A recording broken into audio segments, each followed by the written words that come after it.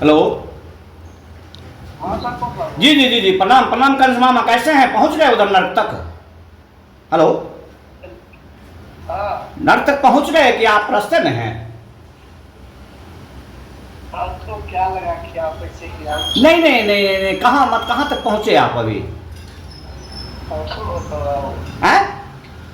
Hello.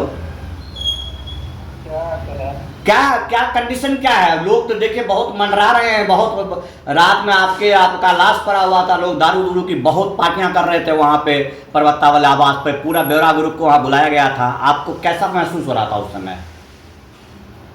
तो पटना में रहते हैं। आप पटना में सेवा करके आप छोड़ दिए, उनकी आत्मा तो बेचारे की भटक रही, आपके आसपास भी भटकते, आप सेवा कर रहे थे ना उनका।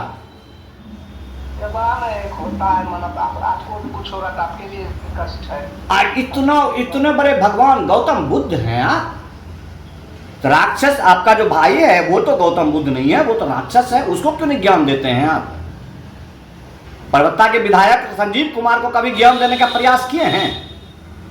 देखिए, जहाँ तक पता है सबके बारे में सबके बारे में पूरी दुनिया थूक रही है। उसके एक ऐसा पूर्व मंत्री जिसका बाप कुत्ते की तरह रोड पर भागता हुआ गया, 4 गाड़ी उसके पीछे नहीं था। बेगूसराय में देखोगे केडीएम होटल पर रुका, वहां 2-4 गाड़ी सिर्फ बुलाए हुए लोग जो फोन कर करके बुलाया हुआ मजबूरी बस, वो भी हमारे शुभचिंतक, हमारे नजदीकी लोग, जो हमने उनको याद दिया ठीक है यार कुत्ता ही था मर गया तो उसको थोड़ा सा उतना कर दिया गया।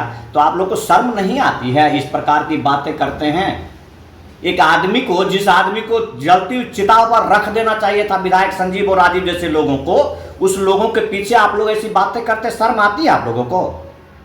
मानवता है उस आदमी में?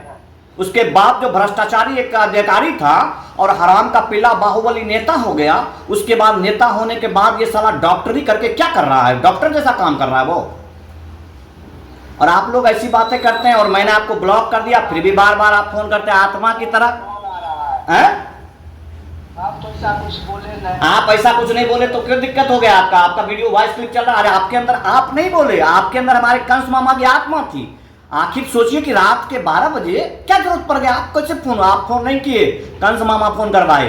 रास्ते में हमारी मुलाकात कंस मामा से आपके वजह हम हॉस्पिटल गए, हम जाने ना। हाँ। तब आपको उस टाइम आपका तो आपके अंदर समाई, देखिए आप अच्छे लोग हैं इसलिए कंस मामा की आत्मा सब में नहीं समाती है, लेकिन वो दुराचारी व्यक्ति थे, और दुराचारी व्यक्ति उतने गिरे नहीं थे जितना ये दोनों भाई जो गिरा हुआ है ना, मिलती राजीव और संजीव। होगा तो दर्द होगा। अच्छा, आपको किसने बताया कि जो है वो बेचारे कह रहे थे कि संतोष राय को तंग नहीं करना? ये कौन बताया आपको?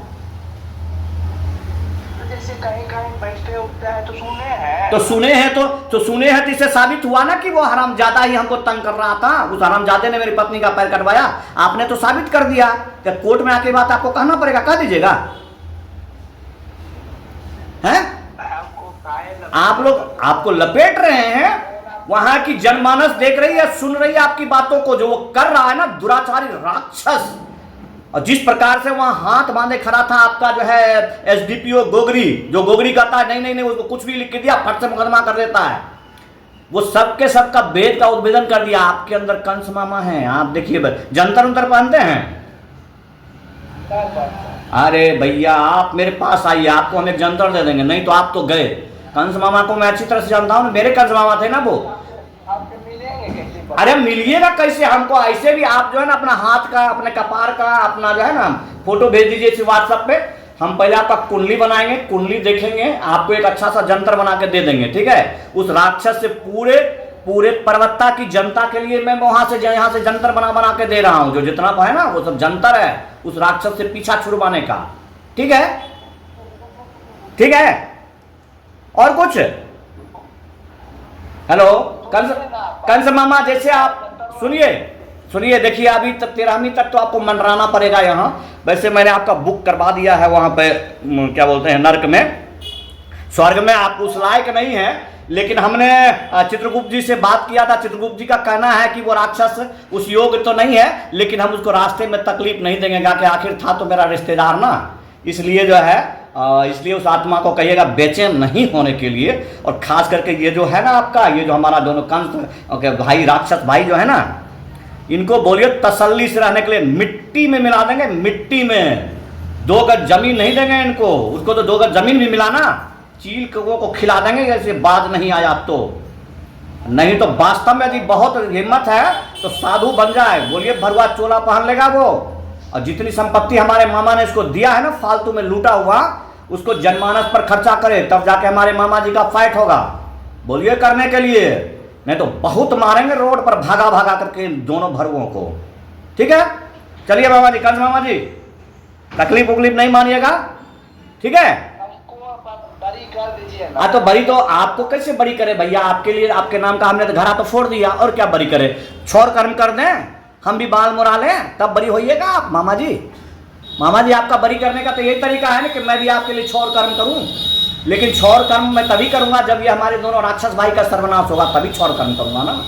और कैसे बरी होइएगा मामा जी, ठीक है। रखिए मामा जी, अभी बरी होने वाले नहीं है, 15वीं तक आप मन रहिए, ठीक है। उसके बाद हम सोचेंगे कि कैसे आपका बरसी करें। चलिए बाय बाय मामा जी, प्रणाम मामा जी।